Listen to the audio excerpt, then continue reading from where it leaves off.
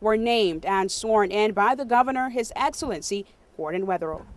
Joseph Colony, Edith Cox, Theophilus Durham, Dr. Carlton Mills, Eugene Otonoye, Mary Doreen Quelch-Mizik, and John Theodore Smith are the members of the Advisory Council now on the interim government as the country moves away from the Mizik and Williams administration of the past in an attempt to restore its good name.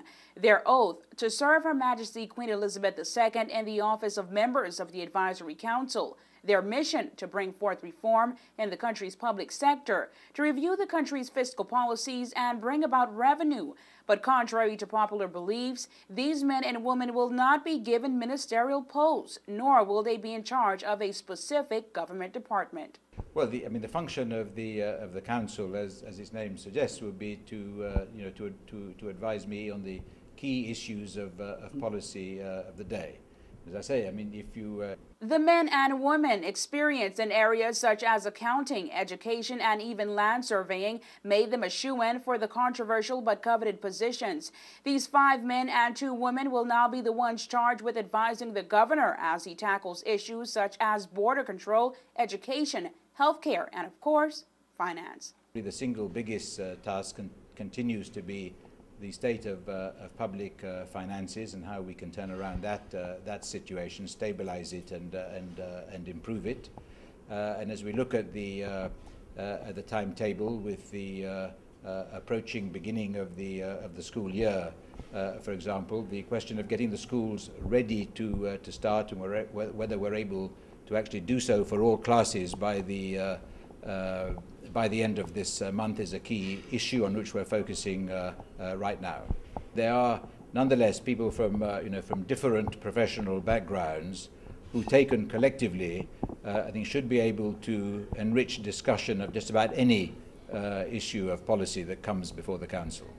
But these advisors will not do it alone. As stated in the Constitution Amendment 2006 Order in Council, there will also be the formulation of a consultative forum.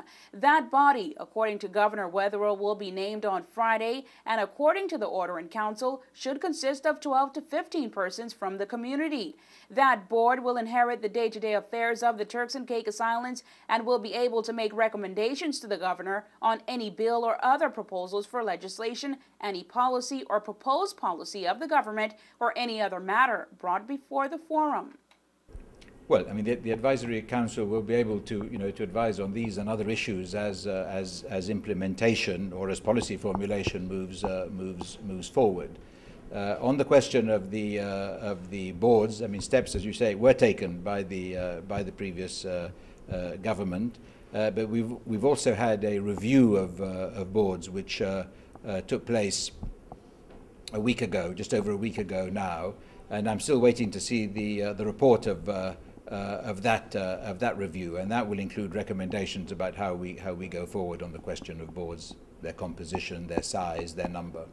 The aptly called by many Magnificent Seven met each other for the first time today at the governor's office in Grand Turk and will meet again next week for their first advisors meeting also in Grand Turk. News 4 understands that already in his 3rd day in office, the governor has met with district commissioners and various department heads of civil service. WIV4 News will continue to follow the transition to the interim government, and in tomorrow's newscast, hear what else the governor has planned for the country.